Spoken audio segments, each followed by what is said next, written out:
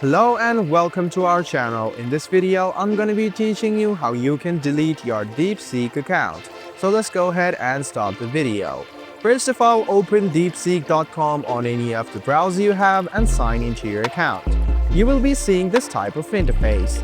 What you need to do to delete your account is go to your profile icon on the bottom left-hand corner of the screen. Go ahead and tap on it and you can find settings. Go over to settings and then click on profile, which is right next to general.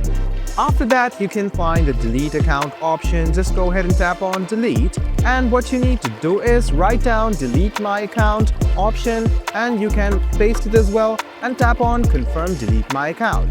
Make sure that you write delete my account on capital letters, and you can just go ahead and click on confirm delete my account. This way you can easily delete your account on DeepSeek.